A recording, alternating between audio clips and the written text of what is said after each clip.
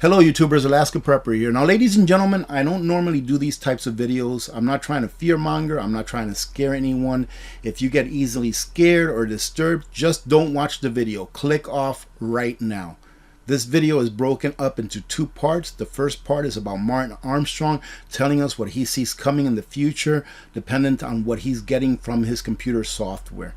Right? The other part is from an insider that is being interviewed and is pretty much telling us what the elites and the people that want to rule the world are working on in the background. So like I said, I normally don't do these videos. I decided to do this one because I got this information from someone who emailed me.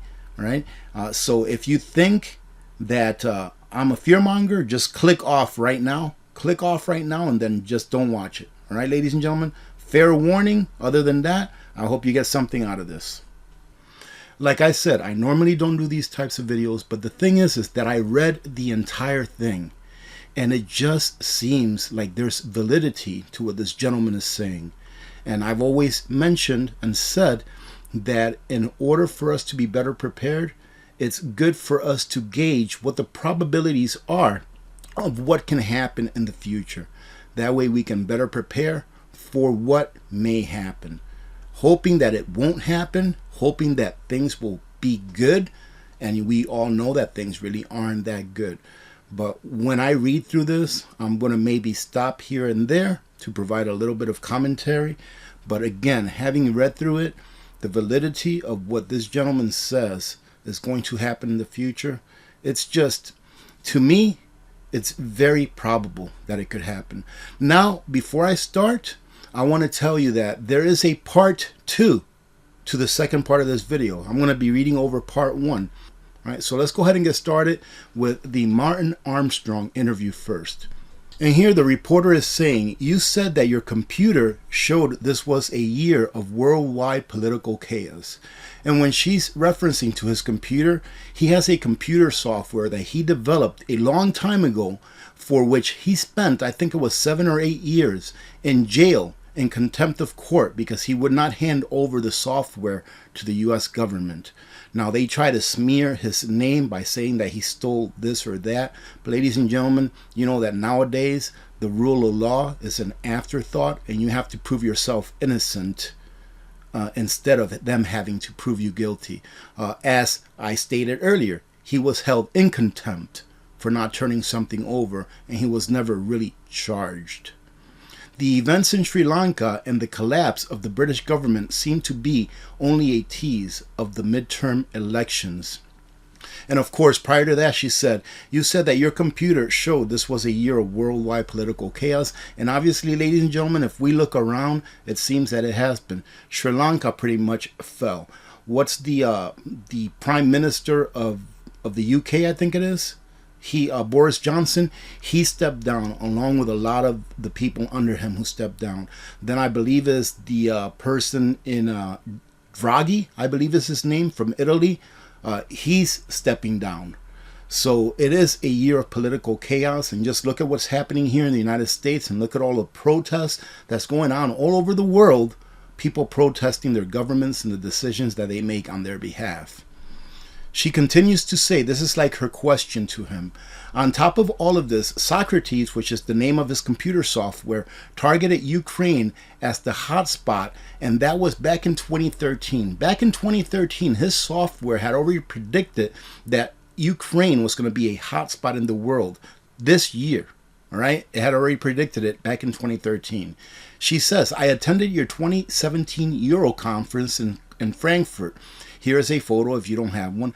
I admit I was skeptical of your forecast back then. You were correct when nobody else saw this collapse coming.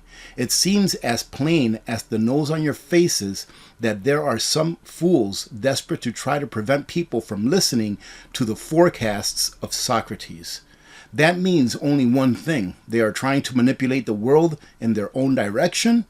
If they refuse to ever quote you on gold and other are constantly trying to bash you for whatever they can twist. This means that Socrates has been right and they have been wrong. Like I said, this gentleman, Mr. Armstrong, he spent like 7 or 8 years in contempt of court in jail because he would not hand over that software that he developed and named Socrates. And he goes ahead and he answers, the negative interest rates since 2014 has destroyed the European sovereign debt market. The repo crisis of 2019 was US banks refusing to lend to European banks. Remember the repo crisis of 2019, right before this health crisis started, ladies and gentlemen? A good distraction that was, wasn't it, from this repo crisis? That at that time was only in the, I believe, maybe a few $billions per day, which has grown to like over $2 trillion a day. It's huge. I can confirm that the top banks in New York City will no longer accept any EU sovereign debt as collateral. So Europe is there now as Sri Lanka, but the ECB still has some confidence at this moment. But that does not look to be sustainable. We are probably looking at the final collapse of the EU, ladies and gentlemen, by 2027. And we've heard that date before 2027. He says that a lot of people from Germany are buying land in Uruguay and Paraguay. It appears while people are flocking across the borders here in the U.S. with free money as long as they vote, I'm not political, but this is what it says, as long as they vote Democrat. But the U.S. will probably reinstitute the draft, and these newly created Democrats may find themselves dying on the battlefields of Europe. Then there is a silent exodus unfolding behind the headlines for places that seem to be out of the way of this political chaos, war in South America and Africa. He continues to say, yes, our computer has targeted 2022 as a panic cycle in global politics. We are cursed with politicians who are only concerned with their own power and not the power of their countries. They are pushing for war as a distraction from the financial crisis they have created, borrowing year after year with no intention of ever paying anything back. And isn't that just the truth? We have seen the impact of this policy in Sri Lanka, Pakistan, and Lebanon. It will get far worse, for this economic system is collapsing. This is a game of distraction. All they are doing is trying to create issue after issue to distract us from the real economic decline. They have listened to Schwab and the W followed by an E followed by an F because he is preaching authoritarianism, which will keep them in power, end democracy, and control society with an iron fist, because this system is collapsing. And the next part of the video, ladies and gentlemen, has to do with everything that he's talking about here. What they are counting on is that war with Russia will be contained conventionally, and that they believe they can in fact wipe Russia from the fact or the face of the earth, as the head of the UK army has instructed British troops. So they think that they can keep this as a conventional war, meaning no nuclear missiles. A friend here in Florida had their son enlist, and now he has been told to prepare for war in Europe. These people want war.